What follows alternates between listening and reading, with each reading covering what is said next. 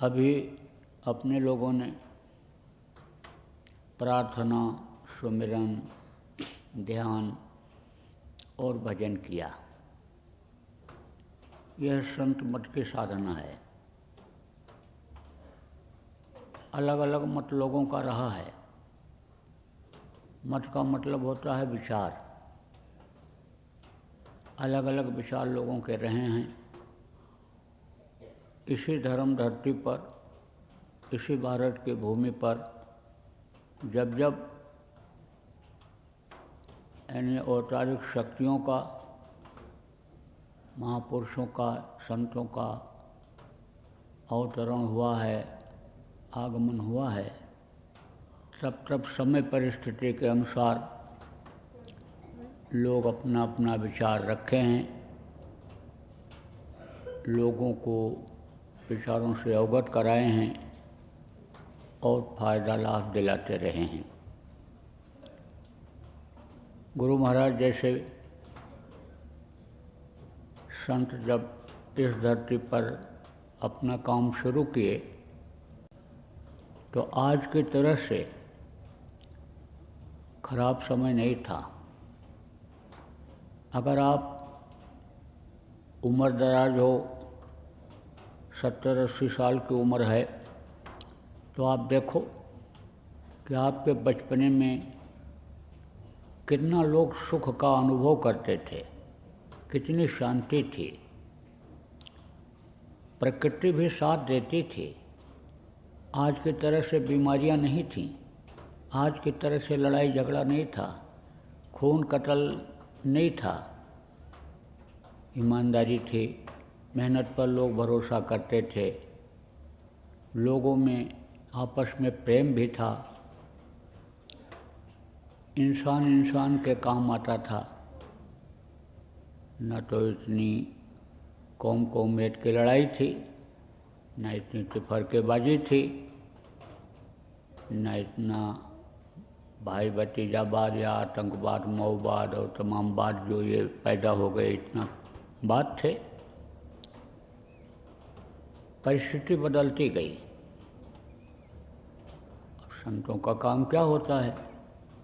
जीवों को घर पहुंचाने का, जन्म मरण से मुक्ति दिलाने का।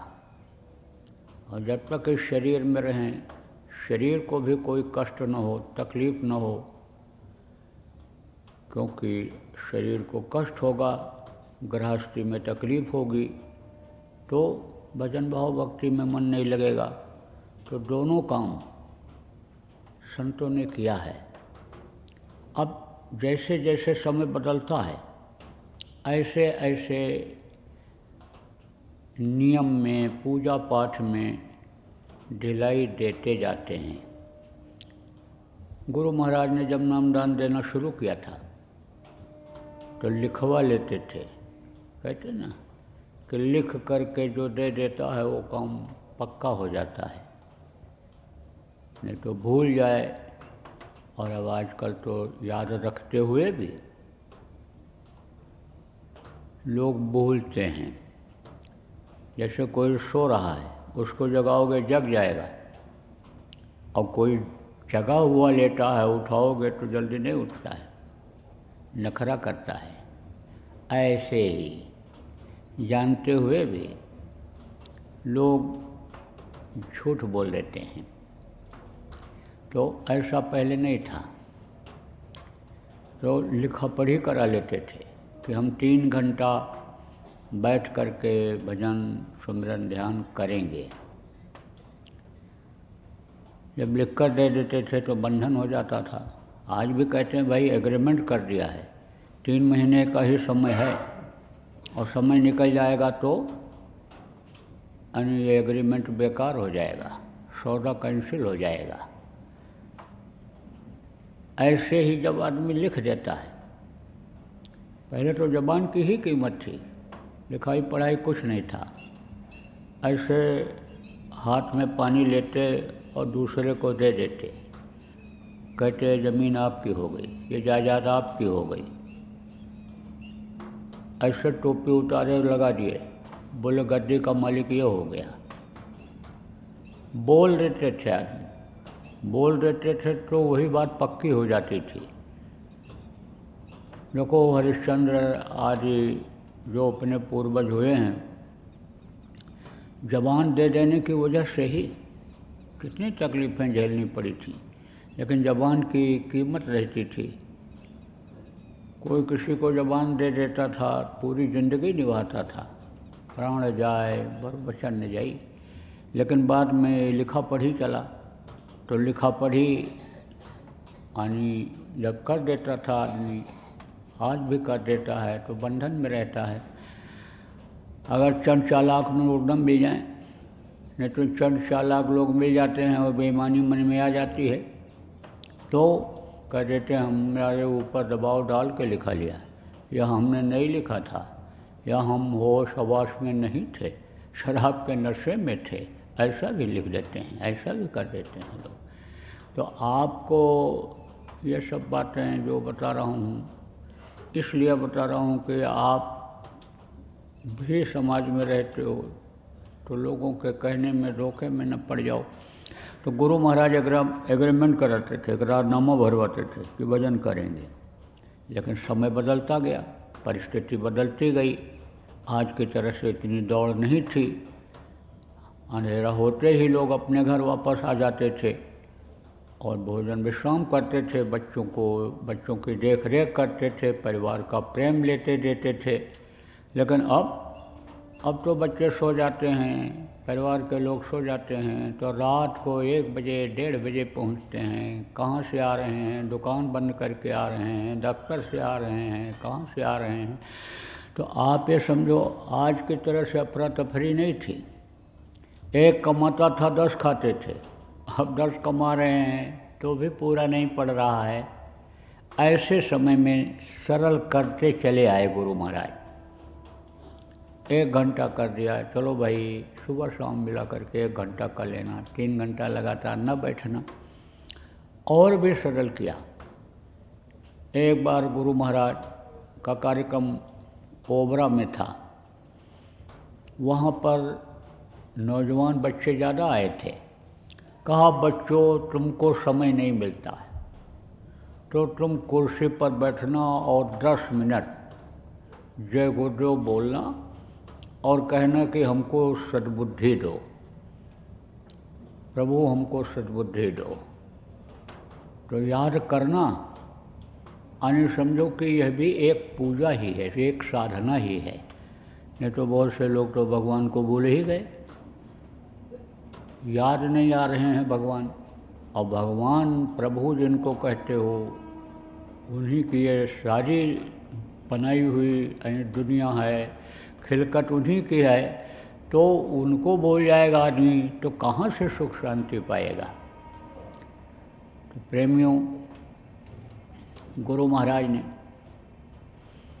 शोध करके ऐसा रास्ता निकाल दिया आपके लिए कि पांजी मार्ग जिसको कहते हैं वो मिल गया। पांजी मार्ग किसको कहते हैं? जैसे सड़क से घूम करके कोई जाए और एक सीधा रास्ता ऐसे चला जाए, पगडंडी जिसको कहते हैं, पांजी मार्ग, और उससे जल्दी पहुंच जाए। पहाड़ों पर हमने देखा उधर हिमाचल प्रदेश में ऐसे उतर करके सीधे चले आ रहे हैं, घूम करके जाओगे 1.5 घंटा लगेगा और सीधे ऐसे आधे घंटे के अंदर नीचे पहुंच जा रहे हैं, और चढ़ के भी चले जा रहे हैं। बस का इंतज़ार कौन करे? बस आएगी तब बैठ करके जाएंगे, पैसा भी लेगा बस वाला। तो वो लोग ऐसे उतर के चले आते हैं पहाड़ों से नीचे, सामान खरीद के फिर चले जाते हैं और फिर उसी रास्ते से चले भी जाते हैं। तो पांजी मार्ग हो गया ये।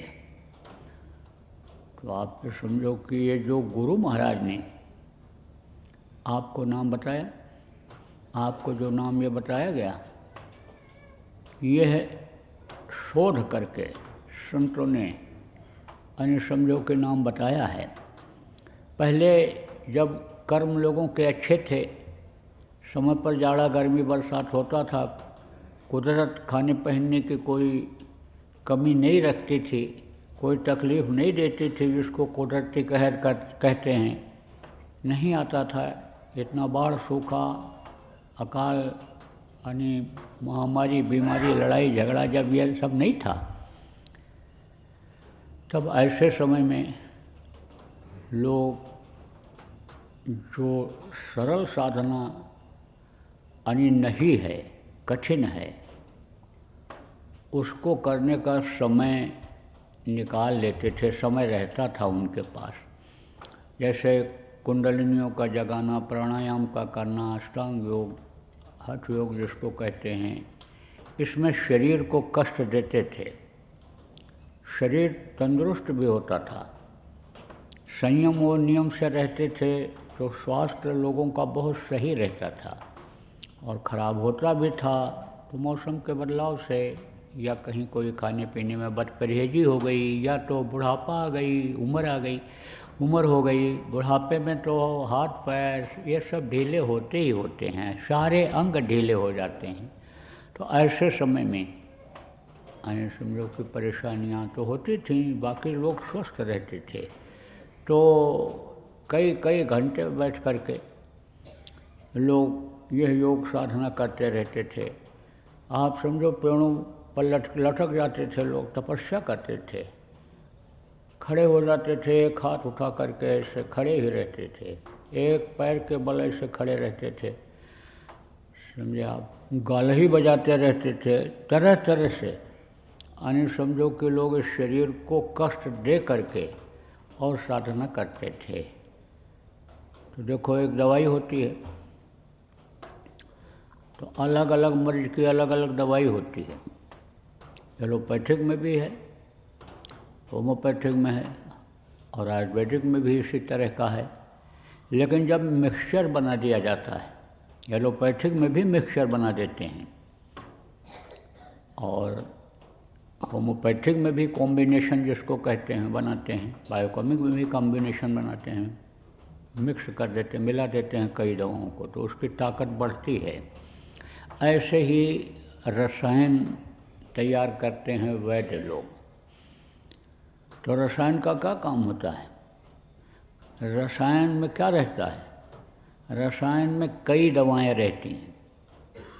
कई दवाओं को जो जानकार होता है वो मिला करके रसायन तैयार करता है। तो रसायन मर्ज को भी दूर करता है, और आप ये समझो कि ताकत भी लाता है, क्योंकि बुखार हो गया तो शरीर कमज़ोर हो जाएगा। अगर दस्त आ गया, लेट्रिन ज़्यादा हो गई तो कमज़ोरी आ जाती है, तो कमज़ोरी बनी रहती है 2-4 दिन 5 दिन। तो यह रसायन जो होता है कमज़ोरी भी दूर करता है, मर्ज से जो आती है वो कमज़ोरी भी दूर करता है, और मर्ज को भी ख़त्म करता है। तभी तो कहा संतों ने, नाम रसायन पीजिए, यह अवसर यह दाम, और फिर पीछे पछताएगा जब चला चली हो जाओ। जब चला चली का समय आ जाएगा तब पछताना पड़ेगा। जब शरीर में ताकत है, जीवात्मा है इसके अंदर, तो कुछ किया जा सकता है, और नहीं तो फिर वही हो जाएगा कि सुंदर देह पड़ी रही। आप ये समझो कि यह ऐसे ही शरीर ये सुंदर ऐसे पड़ा रह जाएगा, है ना, और फिर इसकी कोई कीमत नहीं रह जाएगी। कितना भी सुंदर शरीर हो, कितना भी सुडौल हो, लेकिन आत्मा के निकलते ही सब लोग यही कहेंगे, अब ले जाओ मसान। आए समझो कि इसको ले जाओ मसान, शमशान घाट पर जलाओ। तो आखिर में क्या हाथ आएगा? कौड़ी छदाम। आपको एक बार बीच में सुनाया गया था दृष्टांत में कि हीरा जैसी चीज़ को दे दिया उसने, और सोचता ही रह गया कि कौन सामान इसके बदले लें, और समय पूरा हो गया तो दुकान के मालिक ने बाहर निकलवा दिया। अब चलते समय क्या मिला उसको?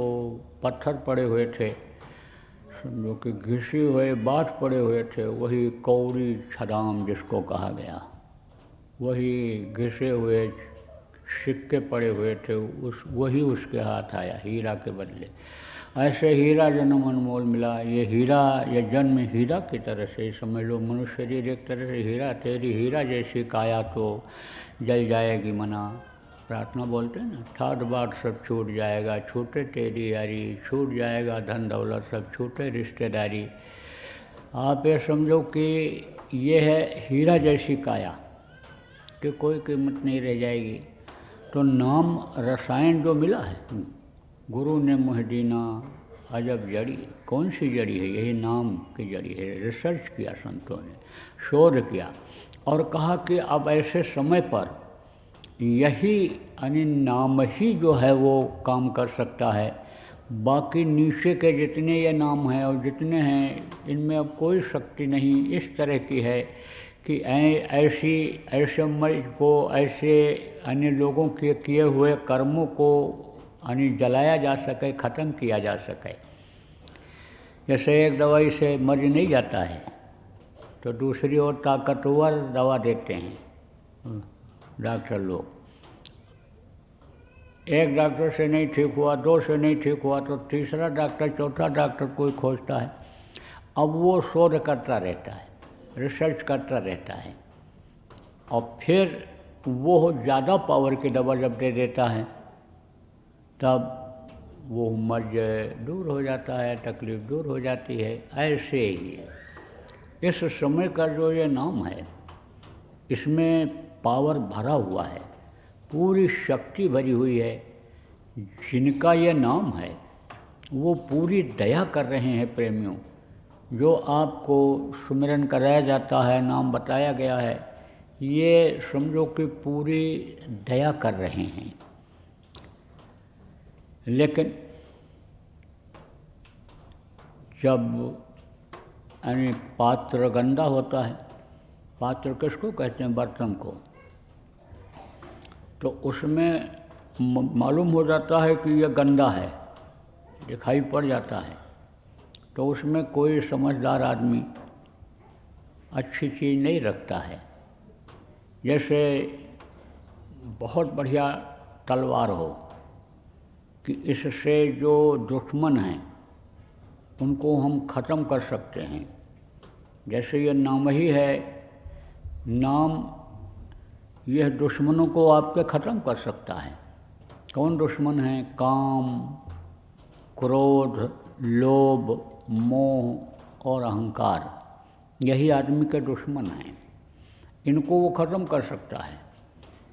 लेकिन जब, जैसे मैंने बताया कि तलवार काट सकती है, दुश्मनों को ख़त्म कर सकती है, लेकिन अगर जंग लगा हुआ म्यान है तो उसमें समझदार आदमी जल्दी नहीं रखेगा कि तलवार में जंग लग जाएगा तो इसका पावर, इसकी शक्ति, काटने की शक्ति कम हो जाएगी। इसलिए पात्र को सही होना चाहिए, बर्तन को सही होना चाहिए, म्यान को सही होना चाहिए। ये शरीर क्या है? एक तरह से ये म्यान है। म्यान किसको कहते हैं? जिसमें तलवार रखी जाती है, हालांकि उसकी कोई कीमत नहीं होती है। बड़ा यानी समझो कि मोल भाव किसका किया जाता है? तलवार का किया जाता है। पड़ा रहन दो म्यान, मोल करो तलवार की, पड़ा रहन दो म्यान, कहा गया ना। लेकिन फिर भी तलवार उसमें वो नहीं रखता है कोई भी जानकार। ऐसे ही दया नहीं उतरती है जब ये है बर्तन गंदा होता है। कौन सा बर्तन? ये मनुष्य शरीर रूपी बर्तन। इसलिए गंदगी से बचाना चाहिए। अब आप तो देखते नहीं हो कि अंदर की गंदगी कैसे होती है, तो बाहर की गंदगी को ही आप गंदगी मान लेते हो। आप ये समझो कि सक्षम और अक्षम दो शब्द है। अक्षम जिसके अंदर ताकत नहीं है, शक्ति नहीं है। सक्षम कौन होता है? कि जिसके अंदर ताकत होती है, पावर होती है। तो आप ये समझो कि इसको साफ सुथरा रखो। अंतरात्मा आपकी ना गंदी हो जाए तो वो गंदगी कैसे आती है, कहाँ से आती है, इस चीज़ की जानकारी आप बहुत से लोगों को नहीं है। आपको इसको समझने की ज़रूरत है कि बाहर आप बचाते हो यहाँ कीचड़ है, कीचड़ लग जाएगी, कालिख है लगा है, कालिख लग जाएगा, यहाँ देखो तेल लगा हुआ है, यह लग जाएगा, कपड़ा खराब हो जाएगा। तो उससे तो आप बचते हो, लेकिन अंदर की गंदगी से जल्दी नहीं बच पाते हो। उसकी भी जानकारी करना, रखना और बचना संत मत में ज़रूरी है। तो दोष कहते हैं लगता है, दोष आता है, साथ का असर आता है, जगह का असर आता है, आप समझो कि भोजन का भी असर आता है, अन्न जिसको कहते हैं। जैसे अब यहाँ पर देखो इतने वक्त ठंडी है और उधर चले जाओ आप, उधर सौराष्ट्र में, उधर समुद्र के किनारे, या इधर चले जाओ उधर छत्तीसगढ़ में, उधर आपके रायपुर और उधर भिलाई और उस तरफ दूर की तरफ, तो वहाँ इतनी ठंडी नहीं होगी। उधर चले जाओ हिमाचल प्रदेश में, तो वहाँ इस समय और ज़्यादा ठंडी होगी। तो जगह का असर होता है। आप समझो कि सांस का भी असर होता है और अन्न का भी असर होता है। तनिक देर में बुद्धि बदलती है। अगर कहीं गलत अन्न शरीर के अंदर आ गया, खुद कमा करके लाए या कोई गलत ढंग से लाया, चोरी करके लाया, मार करके लाया, कत्ल करके लाया, दिल दुखा करके लाया और खिला दिया, तो उसका क्या असर होगा? उसका यही असर होगा कि बुद्धि तुरंत ही बदल जाएगी। देखो आप साधक हो, साधना करते हो, आप अभ्यास करो, परीक्षा ले लो, अभ्यास करो और अपने मेहनत की कमाई का खाओ, खूब मन लगेगा। और अगर कोई गलत जिसको समझते हो उसके यहाँ चले जाओ, खाओ, मांसाहारी के यहाँ खाओ, उसके बर्तन में जिसमें अंडा खाता है उस बर्तन में खा लो, पका लो, देखो तर्क वितर्क बुद्धि करती रहेगी, मन नहीं लगेगा, बेचैनी पैदा होगी, उचाट पैदा होगा, भजन से, भाव से, भक्ति से अलग हो जाओगे। इसीलिए कहा जाता है कि भाई बचना चाहिए। अपनी ही मेहनत की कमाई खाओगे, बुद्धि सही रहेगी, भजन में भी मन लगेगा। आपको अभी आदेश दिया गया कि साधना शिविर जहाँ जैसे जिस तरह से लग सकता है लगाओ, लोगों को साधना में बैठाओ, शरीर को साधने का, मन को साधने का अभ्यास कराओ। क्योंकि सत्संग में लोग आते हैं, नामदान मिल जाता है, चले जाते हैं, लेकिन माहौल ऐसा नहीं मिलता है, वातावरण ऐसा नहीं रहता है, चाहे घर का हो चाहे समाज का हो, कि जहाँ पर वो बैठने लग जाएं, कोई चीज़ भूल जाएं, किससे पूछें, पुराने नामदानियों को भी याद नहीं है, तो फिर वो कुछ तो निराश हो जाते हैं, चाहते हुए भी नहीं कर पाते हैं। और कुछ जो ऐसे आ गए सत्संग सुनने के लिए, उस समय तो भाव जगता है करना चाहिए, लेकिन कर नहीं पाते हैं। और ये माया काल का देश है, वो तो अपनी तरफ माया खींचती ही है, काल तो अपनी चपेट में रखना ही चाहता है, जीवों को लेता ही है चपेट में अपने, तो हो नहीं पाता है। तो आप लोग अगर जो समझदार लोग हो, जो कार्यकर्ता हो, जिम्मेदार हो, आप अगर कोशिश करो तो साधना लोग करने लग जाएंगे। तो सबसे पहले तो ये भी आपको बताया गया कि आश्रम अपने जगह जगह पर बने हुए हैं, वहाँ पर शुरू करा दो। 1 हफ्ता का, 10 दिन का शुरू करो और लगातार अगर लोग आने लग जाएं तो आप उसको बढ़ा दो, लगातार आप करते रहो। जैसे आश्रमों पर अपना ये आश्रम है, यहाँ पर सुबह शाम रोज़ ध्यान भजन होता है, रोज़ होता है। बहुत कोई आफत आ गई, बहुत तेज़ बरसात होने लगी या कुछ हो गया तो अपने अपने स्थान पर उस समय पर लोग करते हैं। आदत बनी हुई है, मन नहीं मानता है। नहीं करोगे तो समझो फिर मन नहीं कहेगा जल्दी करने को, कोई ज़बरदस्ती बैठाएगा तो भी 2-1 दिन उचाट पैदा रहेगा। और करने लगोगे तो जहाँ भी आप रहोगे, जैसी भी परिस्थिति रहेगी, चाहे 2 घंटा बैठते हो तो थोड़ी ही देर करोगे तो मन यह करवाएगा। अच्छे काम में लग जाता है तो अच्छा कराता है, बुरे काम में लग गया तो इस शरीर से बुरा ही कराता है। तो वहाँ पर एक जब बंधन हो जाएगा और एक बार भी अंदर से इच्छा पैदा हो गई कि भाई चलना चाहिए, तो आदत बन जाती है। दादा गुरु महाराज के सत्संग में, हमारे गुरु महाराज के सत्संग में 4 कोस से आदमी आते थे, 3 आदमी, और सत्संग सुन करके फिर चले जाते थे। किसी ने कहा भाई तुम घर का काम क्यों करते हो? बोले मशीन की तरह से घर का काम होता है।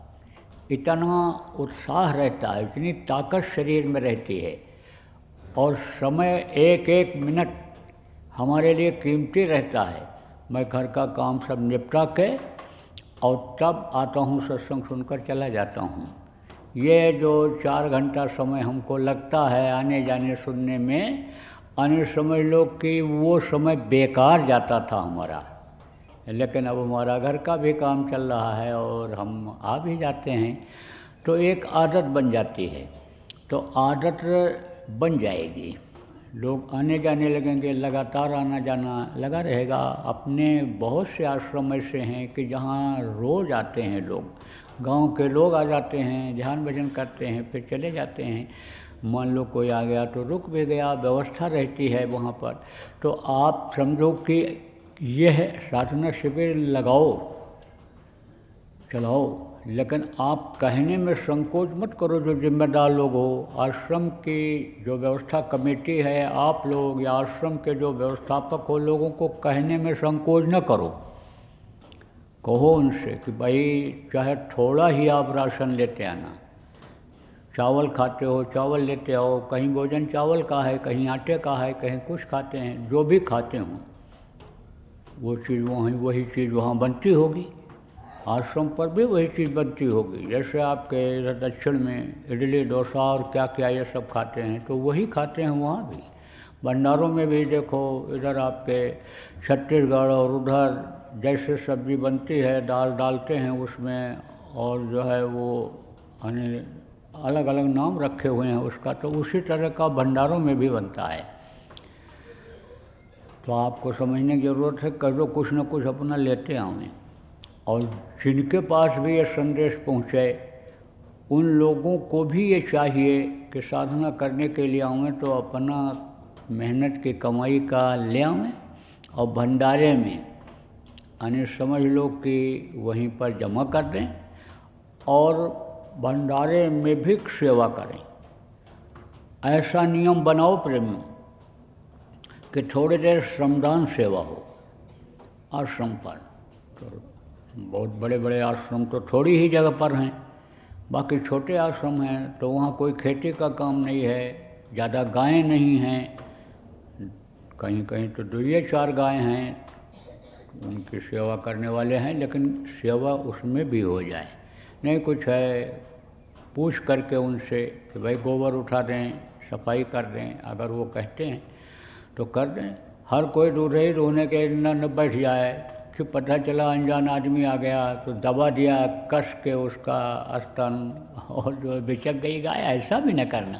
देखो हम साफ बात सब करते हैं, जो करने लायक हो, जो कर रहा है उससे पूछ लो, जब वो कहे हाँ ये सेवा कर लो तो कर लेना। तो एक नियम बनाओ, कुछ न कुछ, नहीं कुछ है तो रोटी की ज़रूरत तो पड़ेगी ही, उसी में रोटी ही बना लो। नहीं कुछ है तो पानी ही दे दो, नहीं कुछ है तो सफाई ही कर दो, कुछ भी करो। एक श्रमदान सेवा का भी थोड़ा यानी समझो कि समय रखो, क्योंकि 24 घंटे का समय रहेगा वहाँ पर। जो लोग रुक करके साधना करेंगे उनके लिए 24 घंटे का समय रहेगा, तो उसका उपयोग होना चाहिए। और समय से शुरू हो, समय से ख़त्म हो जाए तो समय बच जाएगा। और नहीं समय से नहीं चलोगे तो समय निकल जाएगा, समय हाथ नहीं आएगा, काम भी आपका अधूरा रह जाएगा। इसलिए समय से काम होना चाहिए। आपको समझने की ज़रूरत है प्रेमियों कि जो कोई प्रवचन नहीं भी कर सकते हो, सत्संग जिसको कहते नहीं भी कर सकते हो, करने की ज़रूरत नहीं है कि लोगों का मनोरंजन करने के लिए या लोगों को खुश करने के लिए कि हम बहुत जानते हैं, ये बहुत जानते हैं, उसमें नमक मिर्च यानी मत लगाना। अनुभव बता देना, गुरु महाराज के पास कैसे आए और क्या क्या हमने देखा, क्या मिलता है सत्संगों में, इस तरह की बातें। कुछ पुराने लोग जो नामदानी हो उनको बताने की भी ज़रूरत है। जो नए लोग आए ध्यान भजन करने के लिए उनको सुनने की भी ज़रूरत है। थोड़े समय का यानी यह भी एक यानी व्यवस्था बनाओ कि थोड़ा समय चर्चा भी हो संत मठ की, गुरु महाराज के बारे में और भी सत्संग के बारे में। कार्यक्रम बड़े बड़े हुए, काफिले बड़े बड़े निकले, तो उनका जिनको अनुभव हो उन बातों को लोगों को बताने की भी ज़रूरत है। तो मैं आपको बता रहा था कि अन्न का दोष लगता है, अन्न का दोष लगता है, तुरंत दिमाग बदलता है। वो थे ना एक महात्मा जी, तो वहाँ पर अनेक गांव का आदमी था, मोदी नाम था उसका, मोदी पठान। तो वो भंडारा चलाता था। तो एक दिन क्या हुआ कि उसके गांव के पास के कुछ चोर थे, तो गए चुरा करके ले आए अनाज। तो बोले कि इसमें से कुछ खिला दें, भंडारा कर रहे हैं। कुछ साधुओं को, कुछ प्रतिष्ठित लोगों को बुला करके, और भंडारा अगर कर दें तो कुछ माफ़ी हो जाएगी, क्षमा हो जाएगा। और जो मेहनत करता है या ऐसे ही ले आता है, फ्री फंड में भी मिल गया और उसका चला जाता है तो उसको तकलीफ़ होती है। इसीलिए तो जो भगत लोग हैं वो लोग ज़्यादा सामान या ऐसा वैसा नहीं इकट्ठा करने में लगे रहते हैं कि नुकसान होगा तब चूहा काट देगा, कोई उठा ले जाएगा, सड़ जाएगा, गल जाएगा, तो उससे तकलीफ़ होगी। थोड़ी देर के लिए सबको होती है तकलीफ़। तो अब ये तो सोचा नहीं चोरों ने कि कितनी तकलीफ़ होगी, किस लिए ये रखे हुए था, लड़की की शादी के लिए कि बच्चे की दवा के लिए कि पढ़ाई के लिए, किसके लिए था, खाने के लिए था। वो तो अपना स्वार्थ सिद्ध करने के लिए चुरा करके ले आए। लेकिन बोले कि खिला देंगे, तो खिलाना बहुत बड़ा पुण्य का काम होता है। भूखे लोग भी आएंगे, ऐसे भी लोग आएंगे, तो उनकी जो आत्मा है, मन है, वो हमको आशीर्वाद देगा। तो भंडारा का आयोजन कर लिया और बुलाया लोगों को, आश्रम के लोगों को भी बुलाया उन लोगों ने, लेकिन कोई गया नहीं। जो खास लोग थे उनको भी बुलाया। तो ये जो था दुकानदार था, जो भंडारा वहाँ का चलाता था आश्रम का बाबा के, यानी वो छोटा ही आदमी था जब से शुरू किया, लेकिन फिर उसके बाद में दुकान बढ़ी, और जब बढ़ी तो बड़ा आदमी हो गया। तो उसको भी चोरों ने बुलाया, तब गया, खाया, और खा करके जब लौटा तभी बुद्धि खराब होने लग गई। सोचने लग गया बहुत पैसा खर्चा हो रहा है। अब ये नहीं सोचा है कि एक का कई गुना आ रहा है, और छोटी मोटी दुकान थी, बड़ी दुकान हो गई, माल भर गया, नहीं रहता था, लाता था बेच के फिर लाता था, अब देखो माल भरा पड़ा हुआ। ये नहीं सोच पाया। क्यों? क्योंकि विवेक खत्म हो गया, बुद्धि भ्रष्ट हो गई। अन्न खाने की वजह से दूषित अन्न जो आ गया, चोरी का अन्न जो आ गया, उससे बुद्धि उसकी भ्रष्ट हो गई। तो सोचने लगा कि मैं ही भंडारा चलाता हूँ, इतने लोगों को खिलाता हूँ, मैं बंद कर दूँगा, ऐसा खर्चा होता है। तो गया और उससे कहा भंडारा बंद कर देना चाहता हूँ, पैसा खर्चा हो रहा है। अरे उसने कहा भंडारा मत बंद करना, भंडारा जब से चालू किए हो तभी से तो ये बढ़ रहा है, इतना सब सामान हो गया, बड़े आदमी हो गए, हम लोग क्या थे, भंडारा मत बंद करना। सोचता रहा, फिर बोला चलो ठीक है, बड़ा भंडारा जो गुरुजी करते हैं जिसमें काफ़ी खर्चा होता है, उसको मैं नहीं करूँगा। तो गया नहीं उस दिन। सत्संग में जाता था, नहीं पहुंच पाता था, तो दर्शन करने के लिए तो जाते ही था, तो गया नहीं। उस दिन नहीं गया, सुबह भी नहीं गया। फिर उसके पास बैठता था आश्रम का एक आदमी, आता जाता था, दोस्ती थी, प्रेम हो गया था। वो गया तो कहा कि भाई मोदी भाई तुम आए क्यों नहीं? अरे नहीं आए, बहाना बता दिया। कहा कि गुरु महाराज ने तो ऐलान कर दिया है कि 1000 आदमियों को खिलाना है, 1000 रुपये की ज़रूरत है। सस्ता जमाना था, 1 रुपये में यानी समझो कि एक आदमी आराम से खा लेता था। गुरु महाराज बताते हैं कि मैंने वो समय देखा है कि जब 3.5 रुपये तनख्वाह थी, यानी मास्टर लोगों की, और ये पटवारी हैं, ये लोग हैं जो, इनकी 3.5 रुपये तनख्वाह थी, और खाते भी थे उसी में, पूरा परिवार खाता था और बचाता भी था। बचत होती थी, बरकत ज़्यादा होती थी पहले, अब बरकत नहीं होती। अब किस में बरकत होती है? रुपया पैसा में।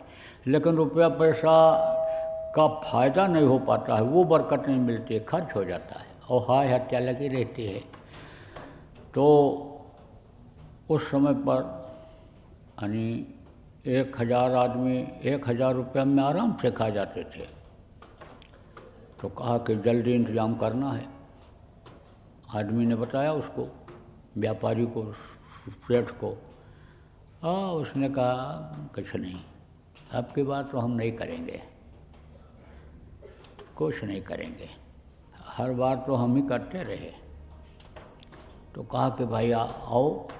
आए नहीं, तो कल भी नहीं आए, आज भी नहीं आए, तो मुझे आना पड़ा।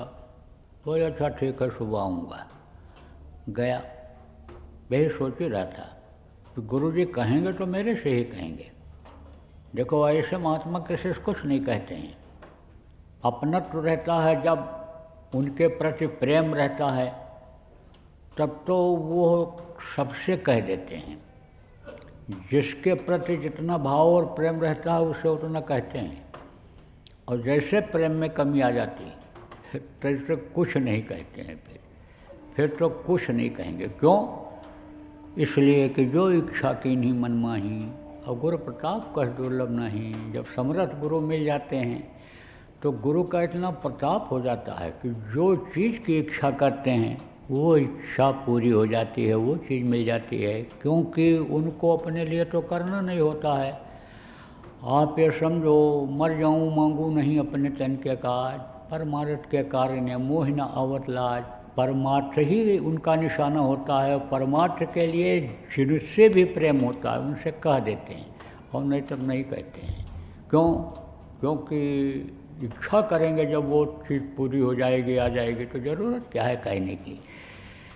तो सोचने लगा मोदी कि गुरुजी हम ही से कहेंगे, हम ही से कहेंगे कि भंडारा कर रहे हैं। मैं नहीं करूँगा, अब की बार बोल दूँगा गुरुजी मैं नहीं कर पाऊँगा। पहुँचा, गया, गुरुजी देख रहे थे। ऐसे कहा ना, संत ने देखें चाल कुचाल, वो परखें अंतर का हाल परख गए। मन खराब है इसका, ये भी जान गए कि कहाँ से खराब हुआ है, कहाँ से अभाव आया है, कहाँ से इसके ऊपर कर्म लदे हैं कि बुद्धि इसकी भ्रष्ट हो गई है। लेकिन कुछ नहीं बोले। तो आया, प्रणाम किया, खड़ा रहा। तो कहा बच्चू भंडारा करना है, 1000 आदमियों को खिलाना है, 2 ही 3 दिन का समय है, सारा इंतजाम करना पड़ेगा। अब वो देख ही रहा है और वो भी देख रहे हैं उसकी तरफ। बोले चला जा, वो हमारा भगत है मोती, उसके पास चला जा और उससे कह दे कि 1000 रुपया दे दे, भंडारा करना है। अब वो खड़ा गुरु जी को देख रहा है। मोती दे देगा? मोती कहाँ से देगा? उसके तो छप्पर भी ठीक से नहीं है घर पर, दिन में कमाता है, शाम को खाता है, वो कहाँ से दे देगा? अरे बोले जा जा जा, संदेशा कह देना मेरा कि भेजा है गुरुजी ने 1000 रुपया दे दे। चल दिया, गया, कहा देखते हैं, अंदाजते हैं कैसे देता है। पहुंचा, बहुत खुश हो गया वो मोती। अरे मोदी भाई आप हमारे गरीब के यहाँ आए, आप कैसे आए? बोले संदेशा लेकर आया हूँ। किसका संदेशा? गुरुजी का। खुश हो गया, गुरुजी का संदेशा मेरे लिए, मुझे गरीब को उन्होंने याद किया, मुझे भिखारी को उन्होंने याद किया, क्या संदेशा है? अरे बोले वही तो। मोदी बोला अरे वही तो मैं सोच रहा हूँ, कैसे बताऊँ तुमको, ऐसा संदेशा है। अरे बोले बताओ, बेताबी हो रही है, बेसब्री हो रही है सुनने के लिए, बताओ क्या संदेशा है गुरुजी का। गुरुजी ने मेरे लिए संदेशा भेजा और आप बता नहीं रहे हो, बोलो जल्दी करो। कहा मैं सोच रहा हूँ। मोदी ने कहा मैं सोच रहा हूँ कि कहीं तुम्हारा सुन करके हार्ट न फेल हो जाए। अरे मोदी भाई, गुरु के संदेश को सुन करके हार्ट फेल होगा कि फेल होने वाला हार्ट भी काम करने लग जाएगा? क्या बात तुम करते हो। तब कहा, गुरुजी ने कहा 1000 रुपया मोती से कह दो, मोती से 1000 रुपया दे दे, भंडारा करना है, 2-3 दिन का समय है। कहा अच्छा ठीक है, जब गुरुजी ने कहा है तो ठीक है, चलो भोजन करो, तैयार है। रोटी खाया और फिर उसके बाद कहे अच्छा चलो मोदी भाई तुमको हम अपनी एरिया दिखा ले आवें, उधर घूम आवें, चलें। चला गया उधर खेतों की तरफ से, ऐसे घूमता हुआ ऐसे चला गया। अब बात कर रहा है बढ़िया, गुरु की चर्चा। कहते हैं ना कि गुरुदेव तेरी चर्चा, जब मुख खोले तब निकले। तो जो भगत होते हैं वो किसकी बात करते हैं? भक्ति की ही बात करते हैं। जब भगत से मिलते हैं, प्रेमी से जब प्रेमी मिलते हैं, तब प्रेमी गुरु की ही चर्चा, गुरु के ही प्रेम की बात करते हैं। कहा गया ना, प्रेमी खोजन में गया, प्रेमी खोजन में चला, प्रेमी मिला न कोई। और प्रेमी से प्रेमी मिले, गुरु भक्ति दृढ़ होए। गुरु भक्ति की बात करने से अपनी भी गुरु भक्ति दृढ़ होती है, मजबूत होती है। गुरु की चर्चा करने से अपना भी मन दुनिया की तरफ से हटता है, गुरु की तरफ लगता है। और गुरु की चर्चा जिससे की जाती है, गुरु की महिमा गरिमा को जिससे बताया जाता है, उसके अंदर भी गुरु भक्ति आती है। तो गुरु भक्ति की ही बात करनी चाहिए। पूछ लो कि भाई आपको अनुभव है व्यापार का, तो अब आप बताओ कि कौन सा सामान खरीदने से 2 पैसे की बचत हो सकती है, किस तरह से व्यापार चला दें, खेती में क्या बो दें कि जिससे नुकसान न हो। आपको अनुभव है, ज़मीन ये देखो कैसी है, इसमें क्या हो सकता। थोड़ी देर के लिए तो पूछ लो, लेकिन बार बार उसी में मत लगे रहो। बाकी तो गुरु की चर्चा में लग जाओ, भजन भाव भक्ति की बात करने लग जाओ, तो फिर जब वही उसी में मन लगाओगे तो भजन में भी मन लगेगा, और नहीं सोचेगा भी मन, जाएगा भी मन तो उधर ही जाएगा, गुरु भक्ति की तरफ ही जाएगा। और जब दुनिया की चीज़ों में उलझ जाते हो, वही चर्चा करते रहते हो, वही बोलते रहते हो, तब भजन करते समय, ध्यान सुमिरन करते समय भी मन इसी तरफ, दुनिया की चीज़ों की तरफ ही चला जाता है। तो भाव भक्ति की बात करते हुए जा रहा था, तो उसने कहा भी, अच्छा मोती ये बता कि 2-3 दिन का समय है, तू देगा कैसे? तू तो कोई चर्चा कर नहीं रहा है, कहाँ से लाएंगे, क्या करेंगे? अरे बोला, फक्कड़ भगत था, फक्कड़। फक्कड़ किसको कहते हैं? अरे जाएगी लाज तुम्हारी, हमारा क्या बिगड़ेगा। गुरु की गरिमा महिमा पर फर्क पड़ जाएगा। अगर भगत का संकल्प नहीं पूरा होगा तो उनके ऊपर आ जाएगी, तो उन पर छोड़ देता है। आदमी जब गुरु पर, प्रभु पर छोड़ देता है, तब वह अपनी जिम्मेदारी समझ लेते हैं, और जब खुद करने की कोशिश करता है, उस गृहस्थी को चलाने की कोशिश करता है, अपने बाल बच्चे समझ करके उसमें फंसा रहता है, तब निकल जल्दी नहीं पाता है। और गुरु को अगर सौंप दे तो देखो गाड़ी चलती रहती है और समझो कि आदमी चला जाता है, गृहस्थी चलती रहती है, आदमी चला जाता है। एक बैलगाड़ी थी तो उसके नीचे कुत्ता घुस गया।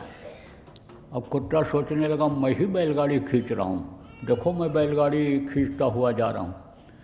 और बैल का लगा पूँछ मुंह में उसके, ऐसे पूँछ किया उसने, लगा मुंह में, ओ पों पों पों करते भगा उधर गया। तो भी ऐसे बैलगाड़ी देख रहा है कि बैलगाड़ी तो चली जा रही है, मैं तो यहाँ खड़ा हूँ लेकिन बैलगाड़ी चली जा रही है, तो मैं खींच रहा था तब अब कैसे चली जा रही है।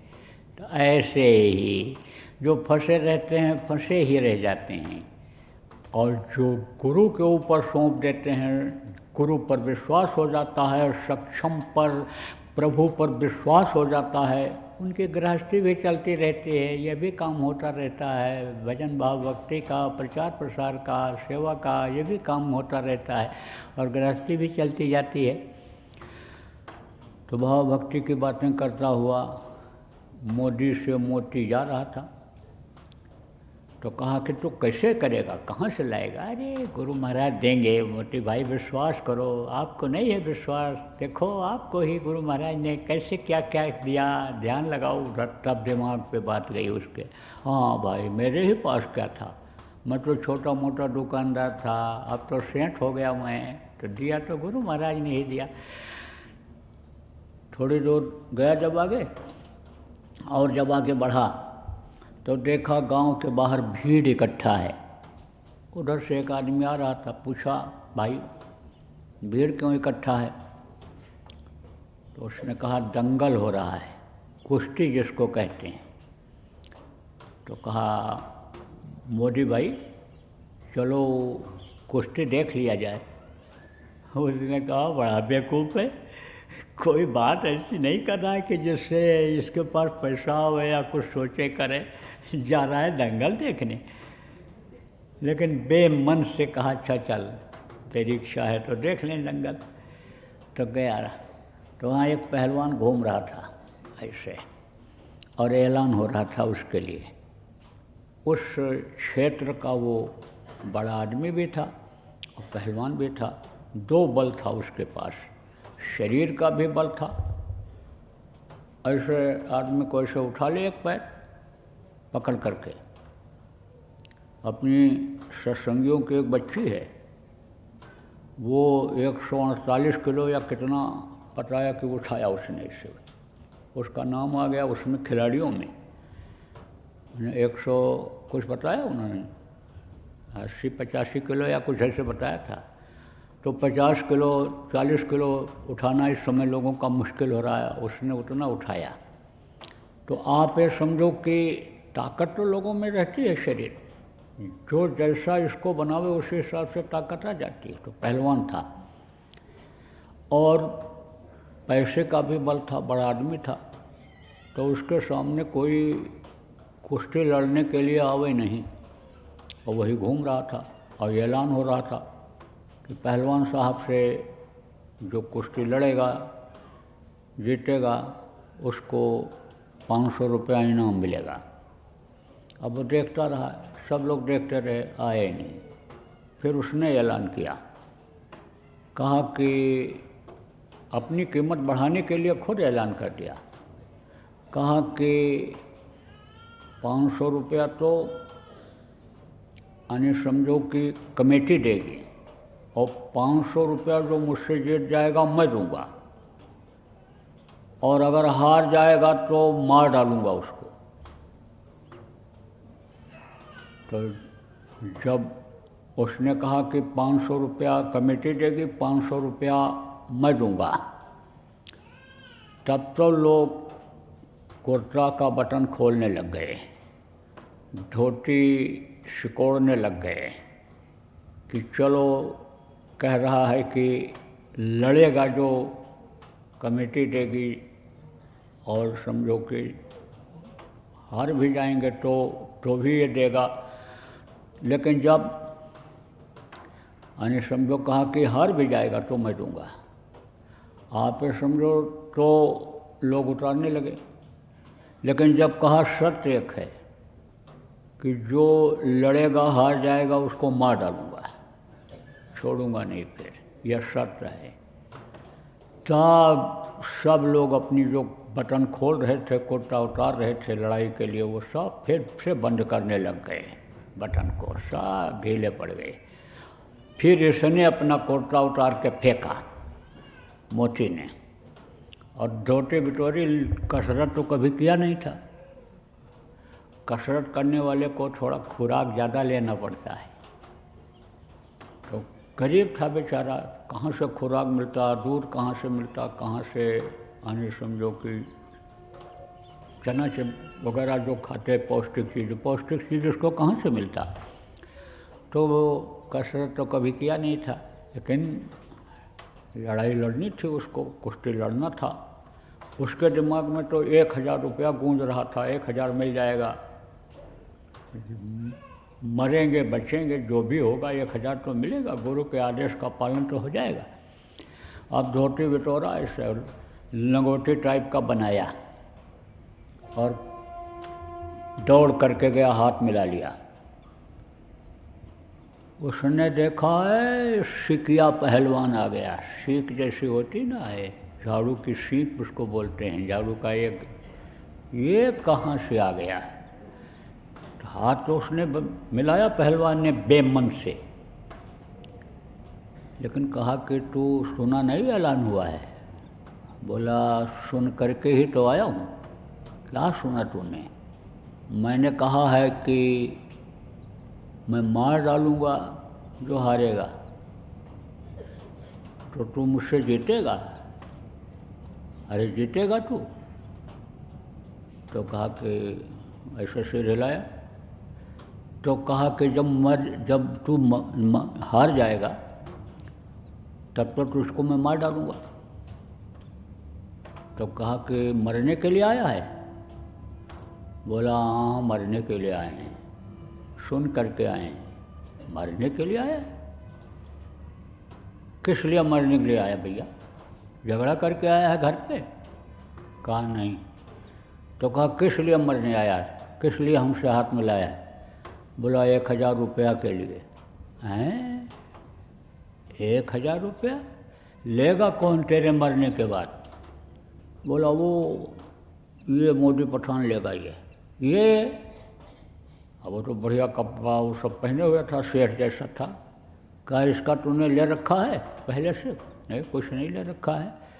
तब ये क्यों लेगा? गुरुजी को देने के लिए। कौन गुरुजी? बताया। गुरुजी को क्यों देगा ये, तू क्यों देगा? गुरुजी ने कहा है कि 1000 रुपया उससे ले आओ, भंडारा करना है, 1000 आदमियों को खिलाना है, तो ये पा जाएगा, दे देगा, गुरुजी का आदेश का पालन हो जाएगा। तब उसका दिमाग चटका, सोचा कौन ऐसा महात्मा है कि जिसके आदेश पर ये जान देने के लिए तैयार है। तब कहा तू अपने गुरुजी का दर्शन मुझे कराएगा? बोला जिंदा रहूँगा तब तो कराऊँगा। कहा तू जिंदा रहेगा, देख तू लड़ेगा मेरे से और मैं हार जाऊँगा, और 1000 रुपया तो उसको मिल जाएगा, तू जिंदा रहेगा, लेकिन शर्त यह है कि दर्शन कराना पड़ेगा। उसको मालूम था कि महात्माओं के पास तो सब कुछ होता है, जो समर्थ संत होते हैं, महापुरुष होते हैं, उनके पास सब कुछ होता है, सब कुछ दे सकते हैं वो, अर्थ धर्म काम मोक्ष सब उनके पास होता है। तो जब उन्हीं के पास पहुंच जाएंगे, शरण में आ जाएंगे, तो तजिया नताई शरण जो आई, शरण में जब वो ले लेंगे तो कोई चीज़ हमको कमी नहीं रह जाएगी। तो हम अगर आज हार जाते हैं तो कहा गया शीश दिए जो गुर मिले तो भी सस्ता जान। यानी समझ लो कि ऐसे गुरु ऐसे संत का मिलना मुश्किल है। कहा ठीक है दर्शन करा देंगे। तो लड़ाई चालू हुई। तो उसने भी सोचा कहीं जो पहलवान था उसने भी सोचा कहीं ऐसा न हो कि लोग शंका करें कि सेटिंग कर लिया धीरे धीरे बात करके तो बदनामी हो, तो लाओ थोड़ी देर इसको पटकें पुटकें, तब उसके बाद चित्त होंगे। अब ये जब पटकनी खाने लगा तब इसको शंका हुई कहीं ऐसा न हो कि धोखा हो जाए, यानी समझो कि ये जीत जाए और मार ही डाले। तब गुरु को याद किया, गुरु को तब याद किया। मुसीबत में कहते हैं ना गुरु ही याद आते हैं, और मुसीबत इसीलिए आती है कि कम से कम याद तो आवे। कहते हैं मुफलिसी में, मुफलिसी किसको कहते हैं? गरीबी में, दुख में यानी बीमारी में, और निंदा अपमान में प्रभु याद आते हैं, गुरु याद आते हैं। बाकी तो आदमी ऐश और आराम की चीज़ों में मस्त रहता है, भूल जाता है। और जितना धन बल बढ़ता जाता है, जितना मान प्रतिष्ठा बढ़ती जाती है, आदमी परमार्थ से, प्रभु से दूर हटता चला जाता है। तब जब याद किया तो आवाज़ पहुंच गई वहाँ, वहीं पहुंचती है सीधे आवाज़। जब याद करो, याद जल्दी नहीं कर पाते हैं तो कहाँ से दया हो? याद इधर से अगर करो तो उधर से दया हो जाए, दया उधर से हो जाए। तो दया हो गई, और दया हो गई तब ताकत आ गई उसके शरीर के अंदर। ताकत देखो आती है, ये क्रिया कोई नई चीज़ नहीं है। आप देखो, अन समझो कि बाली था, बाली का नाम सुना होगा, त्रेता में था जिसको राम ने मारा था। वो जिसकी तरफ ऐसे देखता, जो भी सामान, जो भी उसके सामने आ जाता था, उसकी आधी ताकत उसके अंदर आ जाती थी। ताकत का लेना देना भी हो जाता था, ताकत को मांग लेते थे। 12 ही कला थी इनके अंदर, राम के अंदर 2 कला की और ज़रूरत थी रावण को मारने के लिए, तो परशुराम जी से उन्होंने प्रार्थना करके लिया था। तो ये सब चीज़ें यानी समझो अभी हैं, कहीं चली नहीं गई, अब भी हैं। ट्रांसमाइग्रेशन किसको कहते हैं? यानी एक, यानी समझो कि आत्मा को एक शरीर से निकाल कर दूसरे शरीर में डाल दिया जाता है, ऐसा भी वो क्रिया अब भी है। अब कोई करता नहीं है, जल्दी होता नहीं है, ज़रूरत नहीं पड़ती है, इसलिए यानी समझो वही थोड़ा कठिन हो रही है। नहीं तो पहले आसानी से हो जाता था।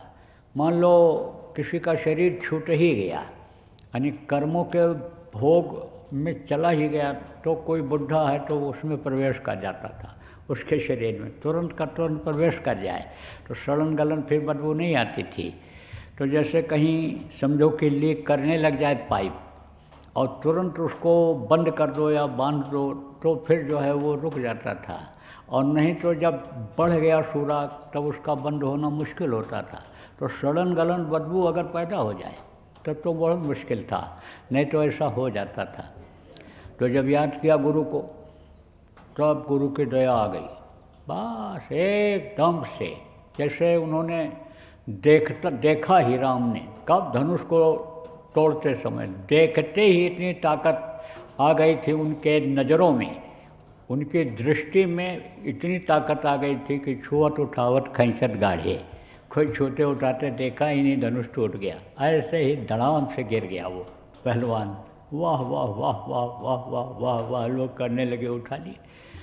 1000 रुपया मिल गया उसको। मोदी ने कहा कि भाई कब कराएगा आप दर्शन, कब कराएगा? उसने, पहलवान ने कहा दर्शन कब कराएगा? बोला सुबह चलेंगे, सुबह आप आ जाइए, हमारा घर रास्ते में पड़ेगा और उधर से चलेंगे। जब समझो कि गया, पहलवान देखा, तेरी नज़रों में कोई करामात है, हर समय होती अमृत की बरसात है। अमृत की बरसात हो रही थी। अब अमृत अगर किसी को मिल जाए पीने को, तो कहते हो कि इतना मीठा दूध बगैर चीनी का ही कि अमृत जैसा है। प्यासे को अगर पानी मिल जाए, ठंडा पानी, अच्छा कुएं का ताज़ा पानी, प्राकृतिक जल मिल जाए, पहाड़ के झरने का जल अगर मिल जाए, तो कहता है तो अमृत मिल गया। ऐसे ही देखते ही एकदम से मोहित हो गया। कहते थे कि गुरु महाराज के, हमारे गुरु महाराज, ये तस्वीर है आप देख ही रहे हो, कहते थे इनकी आँखों में मोहनी है, ये जिसकी तरफ देखते हैं उसी का वो हो जाता है। इधर आपके बिहार में एक बार हम लोग गए थे, रींगा एक यानी जगह है, तो रींगा वहाँ एक राइस मिल थी, उसी मैदान में कार्यक्रम हो रहा था। तो सब लोग बैठे हुए थे सत्संग सुन रहे थे। तो उधर से कुछ मानिंद लोग आए। मानिंद किसको कहते हैं? बड़े आदमी, कहीं दाऊ बोलते हैं तो कहीं मालिक बोलते हैं तो कहीं बहुरे बोलते हैं। तो वो लोग आए और एक सत्संगी की चाय पीने की आदत थी, तो वो भी सत्संग तो रोज़ सुनता ही रहता था, काफिले में चल रहा था तो चला गया वहीं चाय पीने के चक्कर में। तो वो लोग आए तो बोले क्या हो रहा है? तो बोले कि बाबा हैं, कोई आए हैं, वो सत्संग कर रहे हैं। कौन बाबा हैं? बाबा जय गुरुदेव। तो वो बोला कि वो चलो साहब सुन लिया जाए। बोले नहीं नहीं, बाबा के सामने हम नहीं जाएंगे। वो बाबा के सामने जो जाता है वो उसको बाबा मोहित कर लेते हैं, उन्हीं का हो जाता है। तो बाबा के पास हम नहीं जाएंगे, वो हमारी मछली छुड़ा देंगे, मछली। तो नहीं आए। अब जब गुरु महाराज सत्संग कर लिए, नामदान दे दिए, तब लाइन लगी। गुरु महाराज लाइन में दर्शन देते थे उस समय, और सिर ठोकने लगे और एक तरफ से ऐसे चलने लग गए। बहुत ज़्यादा लोग नहीं होते थे। तो गुरु महाराज की भी उस समय जो है स्वास्थ्य अच्छी थी, तो सिर पर हाथ रख करके दया देते थे। दया तो कहीं से भी मिल जाए, किसी तरह से मिल जाए, सत्संग से मिल जाए, छू करके मिल जाए, देख करके मिल जाए, दया तो दया ही होती है। लेकिन समय के हिसाब से महात्मा महापुरुष अपना काम करते हैं। तो ऐसे दवा ऐसे सिर ठोक रहे थे, तो कोई इधर से दर्शन करके गया, सिर ठोकवा करके खुश नज़र आ रहा था। बोले भाई क्या हो रहा है उधर? तो बोले कि बाबा जी, बाबा आशीर्वाद दे रहे हैं, बाबा आशीर्वाद। अरे भाई चलो चलो चलो चलो चलो आशीर्वाद ले लिया जाए, चलो चलो चलो आशीर्वाद। आशीर्वाद जैसी चीज़ को सुन करके और फिर उनका भी मन डोल गया, चले गए। तो कहते थे लोग कि नज़रों में कोई करामात है। एक आदमी से पूछा, सीआईडी वाले ने, गुरु महाराज के पीछे सीआईडी वाले लगाए जाते थे, क्योंकि बोलते थे आने वाली भविष्यवाणियाँ आने वाले समय को बता देते थे, तो वो चीज़ लोगों को खराब लग जाती थी, तो सीआईडी शासन वाले भेज देते थे। तो सीआईडी ने एक आदमी से पूछा, कहा बाबा के यहाँ कब से आते हो? अरे 2-3 साल से आते हैं। तो बाबा के यहाँ क्यों आते हो आप? तो उसने कहा हमको बहुत अच्छे लगते हैं, हम बाबा को देखने आते हैं, दर्शन करने आते हैं। अपने मन का भाव बता दिया। तो देखा, गुरुजी को देखा पहलवान, तो पहलवान तो मोहित हो गया, वशीभूत हो गया उनके, और उसका अहंकार खत्म हो गया कि मैं करता हूँ, मेरे करने से होगा, मैं बड़ा आदमी हूँ। लेकिन बुद्धि, अच्छा आदमी था वो, बुद्धि उसकी कहाँ भ्रष्ट हुई? जैसे मैं आपको बता रहा था कि वो जो चोरों का अन्न खा करके आया, इसलिए उसकी बुद्धि खराब हुई। देखो शास्त्र का भी असर होता है। साधक का संग करोगे तो साधना करना सीख जाओगे। जिसका जो साथ करता है वो असर उसका उस पर डाल देता है। सेवादार लोग अन्य समझो के होते हैं, बराबर सेवा में लगे रहते। कई तरह के आते हैं ना संतों के पास जो, कुछ आते हैं भजन ध्यान भी करते हैं, सेवा करते हैं, कुछ सेवा ही करते रहते हैं, कुछ तो लगन के पक्के होते हैं लेकिन शर्म के मारे सेवा नहीं करते हैं, कुछ तो ऐसे भी होते हैं बेपेंदी के लोटा होते हैं, इधर भी ढिमला गए, उधर भी ढिमला गए, वहाँ भी चले गए, वहाँ भी चले गए, किसी ने कुछ कहा, वैसे भी होते हैं। अपमान कर दिया तो चुप हो गए, निंदा कर दिया चुप हो गए, प्रशंसा कर दिया तो भी चुप हो गए। कुछ ऐसे होते हैं हाँ में हाँ दोनों में मिला देते हैं। तो तरह तरह के जीव आते हैं। तो सेवादार कोई हो और उसका साथ कर लो तो आलस्य फिर नहीं लाने देगा, वो प्यार से कहेगा, डांट फटकार के भी करेगा। भजनानंदी का साथ कर लो तो समझो कि डांट फटकार करके भी भजन कराता है। गुरु महाराज के आश्रम पर वहाँ हम लोग गए थे, सेवा करते थे। सेवा खूब करते थे। तो थके हुए थे और रात को उठता था, एक वही सेवादार थे, सीनियर थे हमसे, बड़े थे, अब तो नहीं रहे, ख़त्म हो गए।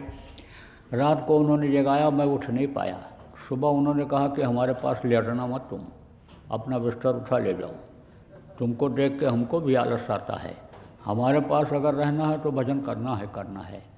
आप डर के मारे भी भजन किए कि ये डांटेगा और इसी के साथ सेवा करना है, सेवा की इच्छा जगी हुई थी, तो बैठने लग गए। तो साथ का बड़ा असर होता है। साध इसीलिए कहा गया, साध संग मोह देव नित परम गुरु दातार। यानी साधक का संग करना चाहिए, भाव पैदा करना चाहिए, किस चीज़ का, साधना करने का, सेवा करने का, यानी भाव पैदा करना चाहिए। उसी तरह से आदमी को साथी खोज लेना चाहिए। गलत आदमी अगर मिल जाएंगे तो जो जिस लाइन का होगा उसी लाइन में ले जाएगा, क्योंकि ये अपनी टीम बनाते हैं, तो वो अपनी टीम बढ़ाएगा, अपनी भर्ती अपने में भर्ती कराएगा। इसलिए साधक का ही संग करना चाहिए, साथ का बड़ा असर होता है। आप देखो, सत्संग भी सुनना चाहिए, सत्संग वचन से चोट पड़ती है, भजन जो नहीं करता करने लग जाता है, सत्संग से बदलाव आ जाता है, स्वभाव बदल जाता है, जानकारी भी हो जाती है हर तरह की। देखो, अंगुलमाल और वाल्मीकि जैसे डाकू पल भर के सत्संग से बदल गए थे। जगह का भी असर होता है, गलत जगह पर नहीं बैठना चाहिए। भान हो जाता है आदमी को, ज्ञान हो जाता है आदमी को, बाहरी ज्ञान अलग होता है, अंदर का ज्ञान अलग होता है। जो बाहर का नहीं भी ज्ञान रखता है, साधना करता है, अंदर में उसको अनुभूति हो जाती है। आप ये समझो कि गंदी ही जगह हो, कच्ची ही जगह हो, सीलन वाली ही जगह हो, लेकिन अगर वहाँ कोई भजन करता है तो भजनानंद को पता चल जाता है कि यहाँ कोई भजन करता है। कहीं कहीं कहते हो कि बहुत अच्छा लग रहा है, कहीं कहीं कहते हो बिल्कुल उदास मन हो जाता है यहाँ इस जगह रुकने पर, तो जगह का असर होता है। देखो, आज भी लोग यानी समझो जब कोई शुभ काम करते हैं तो जगह को पवित्र करते हैं, शरीर को पवित्र करते हैं, मंत्र उच्चारण करके वातावरण को शुद्ध करते हैं, हवन करके, यानी समझो कि जो आपदाएं विपदाएं आने वाली हैं, बाधाएं आने वाली हैं, कोई भूत प्रेत उसमें बाधा डालने वाला है, वो सब दूर करते हैं। तो ये सारे तरीके अभी हैं, कहीं गए नहीं हैं। तो कहने का मतलब यह है कि जगह का भी असर होता है। देखो, श्रवण कुमार अपने माता पिता को लेकर के चारों धाम करा रहा था, और जब वहाँ पहुँचा था उधर दिल्ली में, तो उसकी बुद्धि खराब हो गई थी, यानी उनको छोड़ देना चाहता था, साथ उनका छोड़ देना चाहता था। लेकिन फिर जब उन्होंने कहा हमको ले चलो उधर ब्रजभूमि की तरफ उतार देना, उधर बाहर कर दो दिल्ली के, फिर उतार देना। जब वहाँ गया और कहा उन्होंने अब यहीं हमको चलो किसी मंदिर में कर दो, वहीं पर हम अपना जीवन यापन कर लेंगे, रह जाएंगे, और तुम अपना जाओ गृहस्थी बनाओ, बसाओ, अपना जो भी चाहो करो। फिर उसने कहा कि आप मेरे भगवान हो, मात्र पितृ देवो भव, आप देवता हो मेरे, आपसे कहाँ उद्धार हूँ। जब तक इस शरीर में खून है, कतरा एक एक कतरा है, तब तक मैं इस फर्ज को निभाऊंगा, आपको कहाँ छोड़ सकता हूँ। तो माँ ने पूछा पिता से कि वहाँ इसको क्या हो गया था। बोले ज़मीन का असर हो गया था। ज़मीन का असर होता है। तो इन सब चीज़ों का प्रेमियों ध्यान रखना चाहिए। अब ये है कि रहना तो समाज में ही है, हर तरह के लोगों का साथ पढ़ना है, भीड़ भाड़ में यात्रा करनी है, तो शरीर तो स्पर्श आपका हो ही जाएगा। तो स्पर्श से भी कर्म आते हैं, छूने से कर्म आते हैं, देखने से कर्म आते हैं, खाने से कर्म आते हैं, व्यवहार से कर्म आते हैं। तो साधक को बहुत ही होशियारी से, यानी समझो कि रहने की जब ज़रूरत होती है तब साधना में मन लगता है। तो अब ऐसी स्थिति में क्या करना है आपको, ऐसी हालत में क्या करना है, उसको तो बदल नहीं पाओगे। मेट्रो में, बस में रोज़ जाते हो तो उसमें उस आदत को तो बदल नहीं पाओगे। टैक्सी का पैसा नहीं है आपके पास, नौकरी में जाना है, व्यापार में जाना है, मजदूरी के लिए जाना है, तो वो तो करना पड़ेगा। तो जब देखो ऐसी कोई बात हो गई, ऐसी हालत हो गई, तब भजन को उस दिन और ज़्यादा देर तक बढ़ाओ, ज़्यादा झाड़ू लगाना पड़ेगा। जब ज़्यादा गंदगी आ जाती है, आंधी आ जाती है, धूल गर्द जब ज़्यादा आ जाता है, तब खुरच खुरच करके उसको साफ करना पड़ता है, और नहीं तो हल्के हाथ से इसे झाड़ू मार दो और साफ हो जाता है। तो ये जो गंदगी आती है अंदर में आती है ये, तो इसको साफ करने के लिए सुमिरन, ध्यान और भजन ये ज़रूरी होता है। जब अंदाज़ा अपने को लग जाता है, जब सत्संग मिलता है, बातें मालूम रहती हैं, तब अंदाज़ा लग जाता है कि कहीं से कोई चीज़ ऐसी आ गई कि भजन की तरफ से, गुरु भक्ति की तरफ से मन हट रहा है, तब उस समय भजन में ज़्यादा समय देना चाहिए। उस समय सुमिरन में मतलब ये ज़रूर समय देना चाहिए, बराबर ध्यान लगाते रहना चाहिए प्रेमियों। तो ठीक है, अब ज़्यादा समय आपका नहीं लूँगा, क्योंकि आप लोगों को जाना भी है, खेती है, गृहस्थी है, आप नौकरी वाले हो, कुछ न कुछ करते ही हो, तो गृहस्थ धर्म का भी पालन करना ज़रूरी है। तो आप लोग चले जाओ और भजन ध्यान करते रहना, और जो शरीर से मन से जो हो सकेगा सेवा भाव रखना, सेवा करते रहना, और गुरु को बराबर याद करते रहना, प्रभु को याद करते रहना, मौत को सामने रखना, पता नहीं कब आँख बंद हो जाए, चला जाना पड़े, इसलिए इस शरीर के रहते रहते कुछ अपना काम हो जाए, करा लिया जाए। न कर पाओ तो गुरु से प्रार्थना करो, गुरु जी बुद्धि दो, ताकत दो, कि जिससे हमारा काम बन जाए, इसी जन्म में हम पार हो जाएं, दोबारा हमको इस दुख के संसार में आना न पड़े। तो बोलो जय गुरुदेव, जय गुरुदेव। मेहर के नजर करो मेरी ओर, मेहर के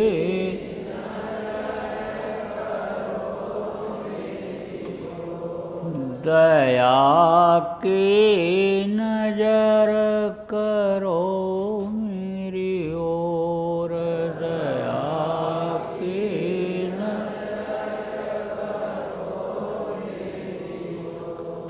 निश दिन तुम्हें निहारूं सतगुरु, निश दिन तुम्हें जैसे चंद्र चकोर,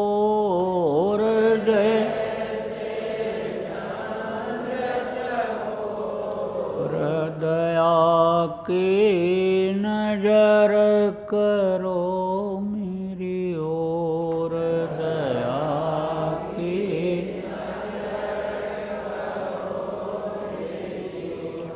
जानू न कौन भूल हुए तन से, जानू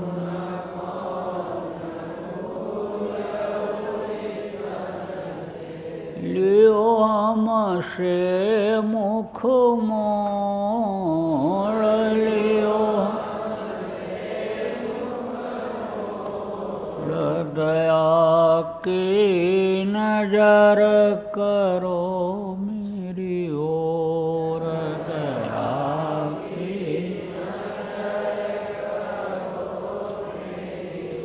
बालक जानी चूक विसराओ, बालक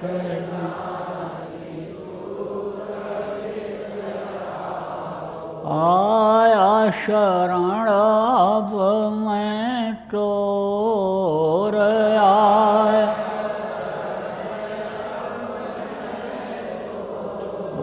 दया की नजर करो मेरी ओर, दया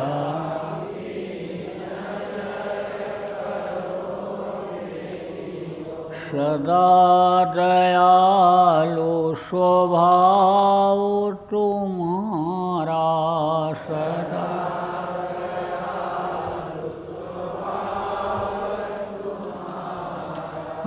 बेरी बेरी आकाश भयऊ कठोर, मेरी बेरिया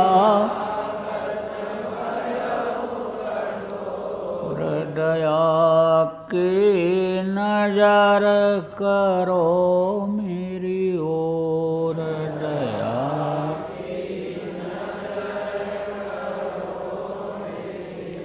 शरणागत की लाज न राखो,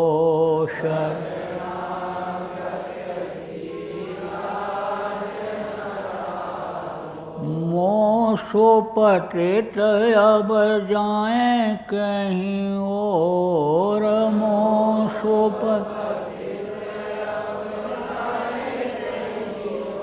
हृदया की नजर करो मेरी ओर, दया की अब की बार उबार ले जो,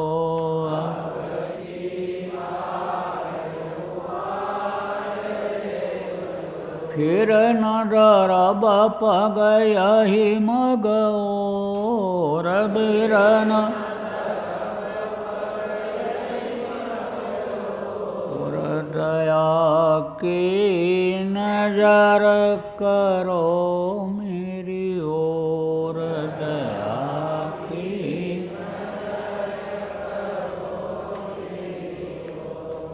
मेहर की नजर करो मेरी ओर,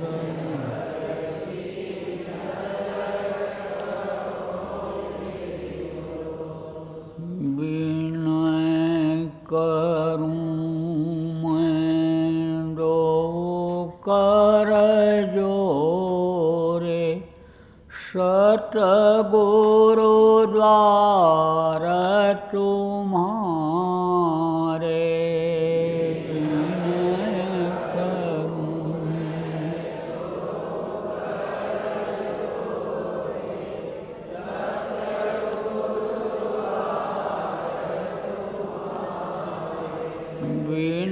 घृत दीप आरती साजूं, दो आँखियाँ मझधारे,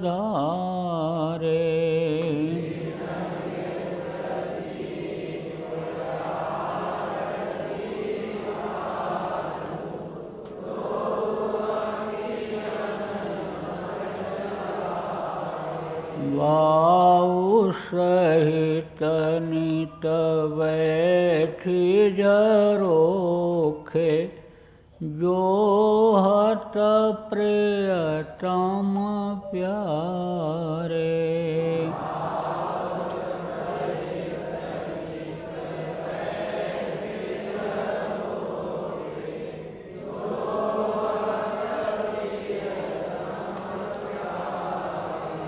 पगध्वनि सुनो श्रवण ही अपने, मन के काज विसारे,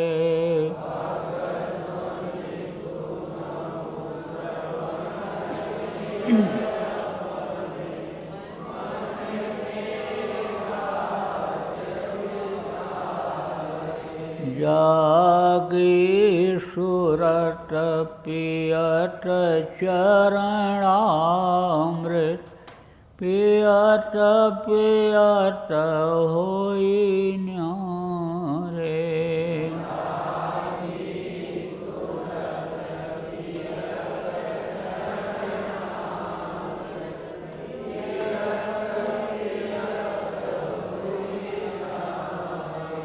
घंटा शंख मृदंग सारंगी, बंशी वीण सुनारे,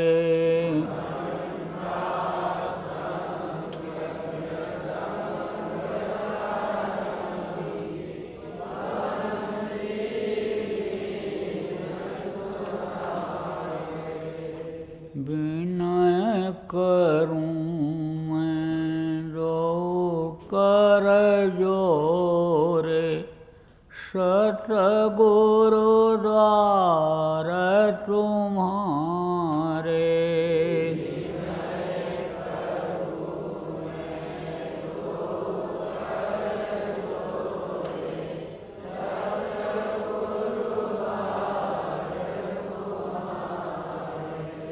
सतगुरु द्वार तुम्हारे।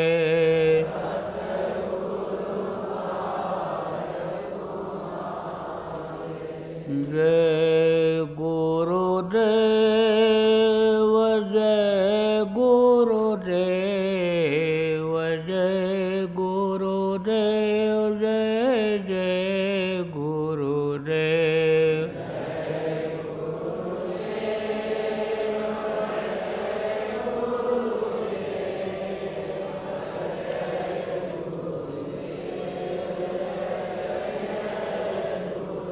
जय गुरुदेव, जय गुरुदेव, जय गुरुदेव, जय जय गुरुदेव।